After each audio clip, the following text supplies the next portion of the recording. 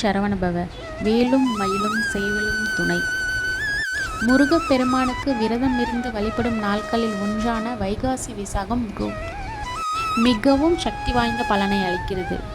இந்த வைகாசி விசாகத்தில் 21 நாள் விரத முறை, 11 நாள் விரத முறை, 7 நாள் விரத முறை, 1 நாள் விரத முறைன்னு நிறைய விரத முறைகள் இருக்குது.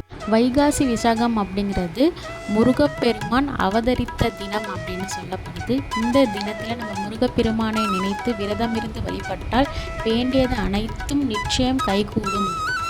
அந்த 4 விதமான விரத முறையில் அதோட டேட்டை நான் ஸ்க்ரீனில் டிஸ்பிளே பண்ணியிருக்கேன்.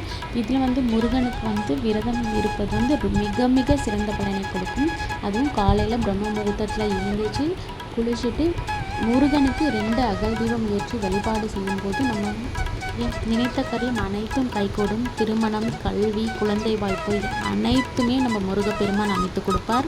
21வது நாள் விரதம் பார்த்திங்கன்னா மே 9ஆம் தேதி ஸ்டார்ட் ஆகுது. 11வது நாள் விரதம் பார்த்திங்கன்னா மே 19ஆம் தேதி ஸ்டார்ட் பண்ணணும். 7ஆம் தேதி விரதம் பார்த்திங்கன்னா மே 23. விரதம் இருக்க முடியாதவங்க கண்டிப்பாக அந்த ஒரு நாள் விரதம் இருந்து முருகப்பெருமானை மனதார நினைத்து கந்தசஷ்டி கவசம், திருப்புகழ், வேல்மாறல் ஏதாவது ஒன்று நம்ம பாடி முருகனை வழிபடும் போது நினைத்த காரியம் அனைத்தும் கைகூடும். முருகன் அருள் கண்டிப்பாக நம்ம கிட்ட வரும்.